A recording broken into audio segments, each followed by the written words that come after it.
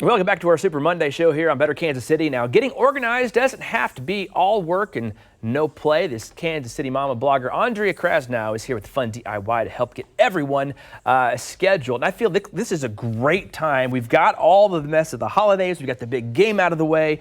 Let's get Wednesday out of the way, too, in the parade. And then it's really focused down to get organized here. You got some great ideas here for making these fun organizer calendars here. Walk us through what you need to get started here first. Well, you just need really just an old, inexpensive frame. I got mine at a thrift store, so you don't have to spend a whole lot of money on this. What you're going to do is you're going to take it all apart. You're going to sand it down, paint it however you want. Blue matched my kitchen. Gray just because it goes with everything. So I just had this stuff on hand, so it was really easy. Any tips on what size of frame to buy, or maybe just kind of like plan ahead for what you want your planner to have in it and then go from there? And then think about where you're going to put it. So wall space and that kind of thing. So if you don't have a very big wall, go small. If you have a large wall that you want to fill, make it bigger. So obviously we had a little bit of room to wiggle, and and you want to be able to write in it. So make it as, you know, you've got your little tiny desk planner, but you want something a little bit bigger. Yeah, and it's something fun again, because I know you've got your son who's busy and doing all sorts of stuff. So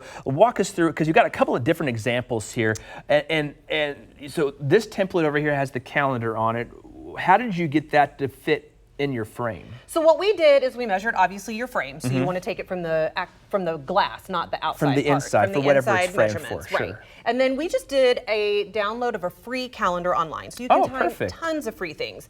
And then we photoshopped out what we wanted, added what we wanted. So, you know, we just added our names, we added the month, and then we took the dates off so that we could change them every month, because you're not taking the paper in and out. So that's the dry erase part of it. And then put it back in, put it all back together, and you've got your family calendar. And then you can just we added a note section, so along the way, if you're running out of something, or if you ran out of something and you know you've got to get it at the grocery store next time, seasoned salt or what have you. So just you put can it right add there. However you want. And let's talk about this one a little bit. This is my favorite because the kids' chore chart, and my kids need more of these. Kids, if you're watching, which you shouldn't be because you should be in school. But yeah, let's talk about some of the chores here. And then I like the rewards as well, too, to kind of give them that incentive to get their chores done, right? Yes. So we ran into a problem last winter, right before the end of the year, where we weren't practicing drums. And when I say we, I mean he.